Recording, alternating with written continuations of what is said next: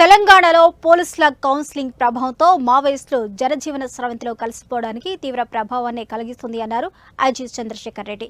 ఈ మేరకు ఏర్పాటు చేసిన మీడియా సమావేశంలో ఆయన మాట్లాడుతూ వరంగల్ జిల్లా multi zone number 1 IG Chandrashekar Reddy మావోయిస్టుల లొంగుబాట్లకు తెలంగాణలో కొత్త దశ మొదలైంది అన్నారు. 2 నెలలుగా మావోయిస్టుల లొంగుబాట్లను ప్రోత్సహించడంతో ఈ ఏడాదిలో ఇప్పటివరకు మొత్తం 250 మంది మావోయిస్టులు సురక్షితంగా లొంగిపోయారని ఆయన పేర్కొన్నారు. తాజాగా మరో 14 మంది మావోయిస్టులు లొంగిపోవడం నిజంగానే శుభ పరిణామమన్నారు.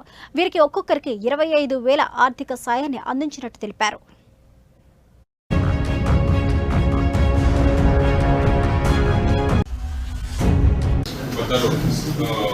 తమ హింసాయుతమైన ఉద్యమాన్ని వదిలి జనజీవన స్రవంతిలో కలవడానికి మా ముందు వచ్చి సరెండర్ అయ్యారు. ఇప్పటి వరకు 250 మంది సరెండర్ అవ్వడం జరిగింది. కొత్తగూడెం జిల్లాలో కావచ్చు, ములుగు జిల్లాలో కావచ్చు, ఇంకా వరంగల్లో కావచ్చు.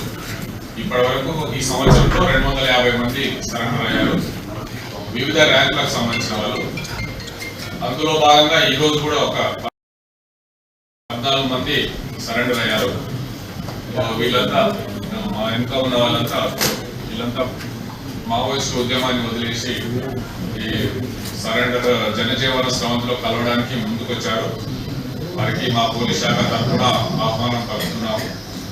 అయితే వారిలో వీరిలో 2 ఏసీఎం ర్యాంక్ ఉన్నారు, ఏరియా కమిటీ మెంబర్స్. వారికి 4 లక్షల రివార్డు ఇవ్వడం జరుగుతుంది.